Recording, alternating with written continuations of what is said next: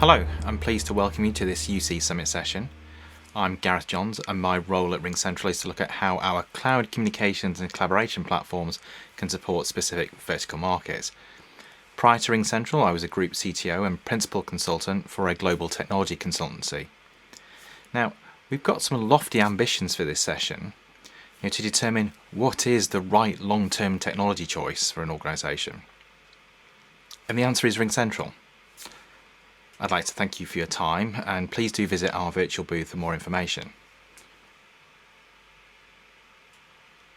I've just been informed that they were looking for a bit more than that, and that yes, possibly too direct and unprofessional. And come on, with a comment such like that, I've been advised not to give up my day job. So let's try that again. For over 15 years, I was an independent vendor-agnostic consultant, working with organisations developing their IT, their unified comms, their customer engagement strategies, and then helping to execute them. So for this lofty topic, I thought I'd take a consultative approach to the question, and let me guide you through the process that I would expect to take. And there are 4 phases to this. And the first phase is around engaging, and again, please do forgive the scrum pun here. As an external party coming into an organisation to undertake such an assignment, that initial engagement is very important. Understanding the stakeholders, expectations, the decision-making process, and the timescales all are needed to set you up for it to be a success. And doing this on an internal basis is no different, though you'll have a head start in knowing the internal landscape, the dynamics of the organisation, and the inevitable politics. Now, this is a short phase, but extremely important to set the project up for success, so don't miss it out. And having successfully engaged, we move into the discover phase. When I do this, I like to start by understanding the business strategy. Now, you may query whether this is necessary for a unified comms and collaboration type project, but in short, yes, it is. So as we start to look at the business strategy, does it focus on growth? And what does that look like? Is it around entering new markets, either from a product or a service perspective, or maybe a geography aspect, and that could be a regional or an international expansion? Is there a focus around improving customer experience? Is that a core tenet of it? Are we looking to increase Net Promoter Score, leveraging more digital channels, improve resolution at first contact? And what about cost optimization or reduction?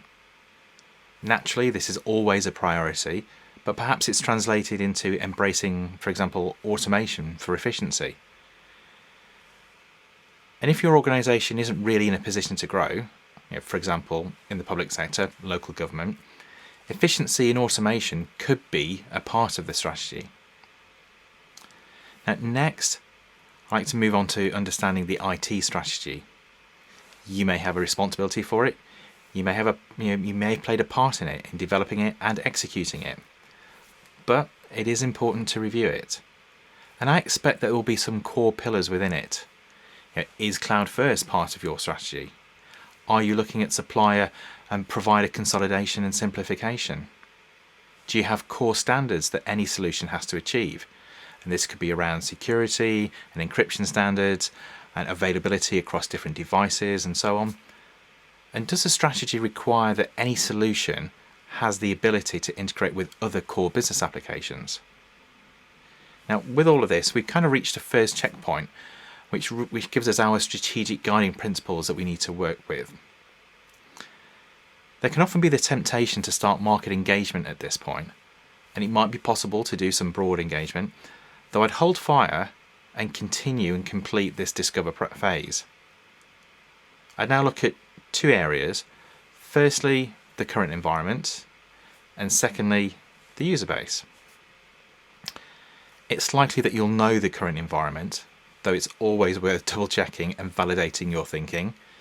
And I don't just mean the official environment, the official tools, and yes, here's one for the bingo chart, Shadow IT. Now, this past year may have seen a further increase in Shadow IT, as staff transition to working from home, where they may be using other hardware and have just needed or found other ways to get the job done. So just let me quantify this for you. In a survey that we undertook across the UK public sector last summer, 59% of respondents advised that they've been using non-work apps for communicating, WhatsApp and Facebook Messenger being the primary ones. And of course, there was lots of justification as to why that was the case.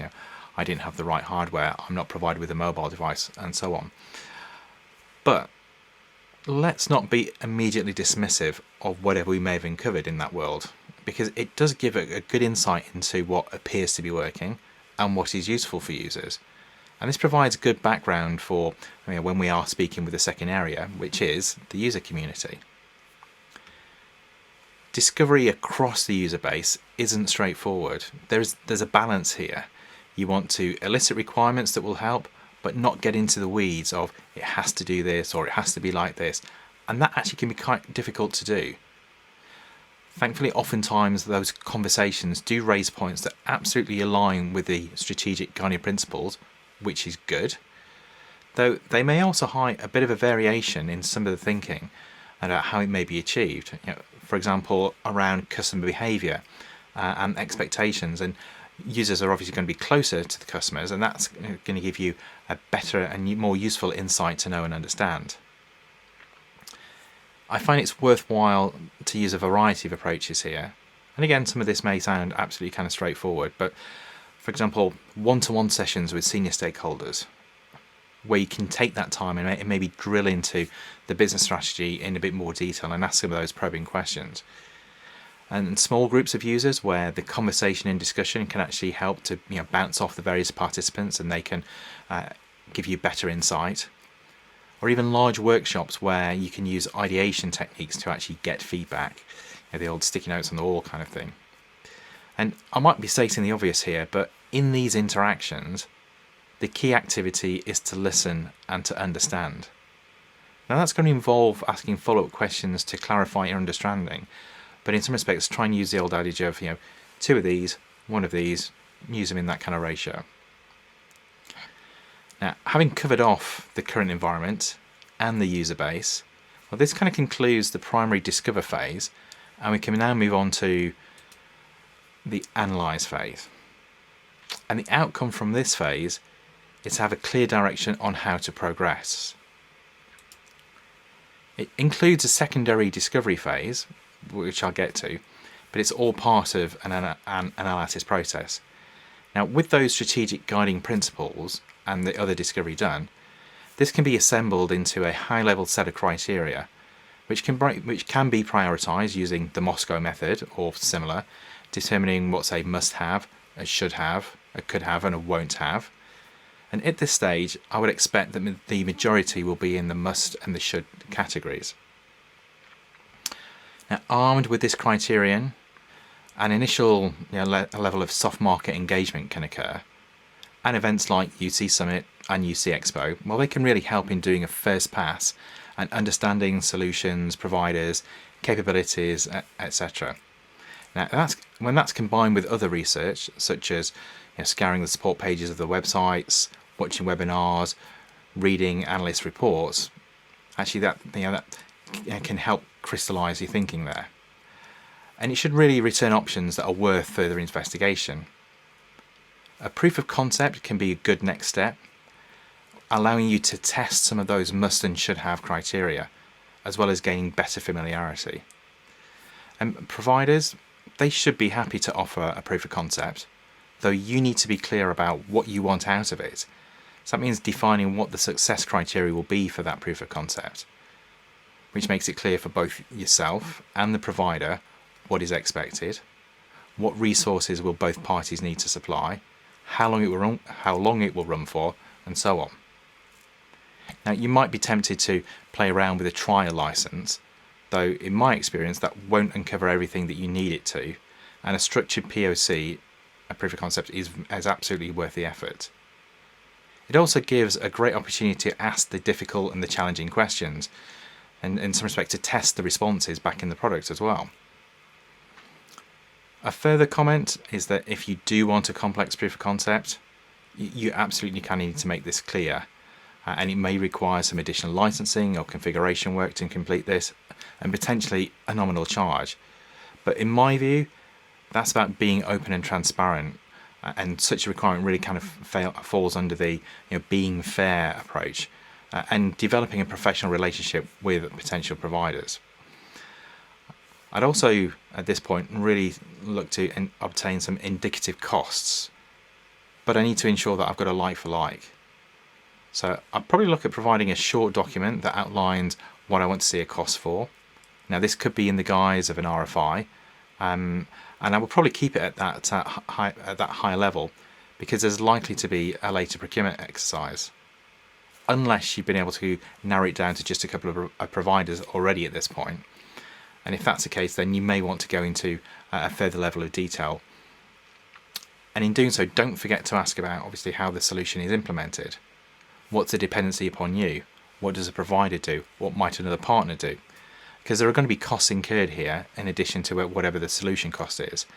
And those costs are both external, to those parties, partner or provider, and also internal, the cost of your team, or the cost to do the implementation, the cost to do the deployment. There may be hard costs in terms of backfill that's required. So all of these need to be kind of understood and put into the analysis. Now, collating all of this should really kind of give us sufficient information to move to the final phase. And that's around reporting. Now, you might think this is the easy bit. Well, not really. We're aiming for a concise and accurate document that can enable decision makers to really approve and for the process to continue. So a word of counsel here from many years of experience doing this is that no matter how good you think the report is, be prepared, well actually just resign yourself to the fact that you will be making some amendments. But that's just getting ahead of myself. So kind of going back to that initial engagement, you'll know who needs to have first sight of this within the organisation. And I'd expect that will to be the CTO or the CIO or the head of IT, and they'll be doing the kind of first pass of it. I expect that they'll also be able to kind of guide you on areas that might need to be refined, particularly when you're looking to push this up for further approval. And in producing the report, I also look to have a thread that kind of goes through all the strategic requirements, all that's been uncovered through the analysis phase, to make the recommendation clear and that it's not a surprise to the reader. So definitely not in the style of a murder mystery where you don't know who the killer is until the final page. So absolutely kind of signposting it along the way. So just to kind of bring these back together. Now, EDAR, okay, it's not a snappy acronym, but I found this to be a useful process to align to. And I'm mindful that I presented a process that can determine the right long-term technology choice, but let me give some examples which may also help you. So during the engage stage, understanding the decision-making process is absolutely essential to that. I can't understate it. In the discovery phase, when reviewing the business strategy, and we kind of talked about some examples earlier, but if I take one about how an example may translate into looking for a solution that actually can deliver a unified view of a customer across multiple social channels. Identifying that customer with their different personas, different identities, but giving them a coherent experience as they move across those channels, which can be incredibly difficult to do, but actually from a RingCentral aspect, that's a capability that we have in our Engage digital platform. When we're looking at the IT strategy, I'll kind of pass over cloud first, because realistically today that should be a given. This past year has really demonstrated the inherent benefits of the public cloud. But there are requirements that align with cloud, such things as service availability. Is 5 nines being offered? Is that service availability being financially backed? So things like that should be taken into consideration. Security is also a key aspect here, both in kind of words and actions. And from a RingCentral view, we take this seriously, and we have very clear trust principles which encompass elements such as complying with local laws, to being transparent about data processing and our privacy practices. And this is demonstrated by us holding, for example, in the UK, Cyber Essentials Plus and the C5 in Germany, along with ISO 27001 and 27017 and 27018 at a global level. And we're one of a very small group of cloud UC providers that actually hold those kind of 3 accreditations. Considering integration, a solution with an open API should be a core requirement, for any long-term solution, even though you may not need it immediately. But if it's there from the outset, you can have the confidence that it will be there when you do need it. We're proud to say that we have a vibrant developer community that is continuing to grow and becomes even more sophisticated as we release new APIs in line with new functionality. Moving on to switching to the analyze phase, I'll pick out 2 points here. Firstly, to understand the strength and the profile of the provider. Are they growing? Are they investing? And doing so demonstrably in the product, on the support processes, and so on. Reports like the Gartner UCAS Magic Quadrant can provide some assurance around this, but you should actually add to that with your own research upon the company performance as well. Secondly, if you are embarking on a proof of concept, ensure that you hold up your end of the deal. And if you do want to change the goals, get that agreed, get that documented.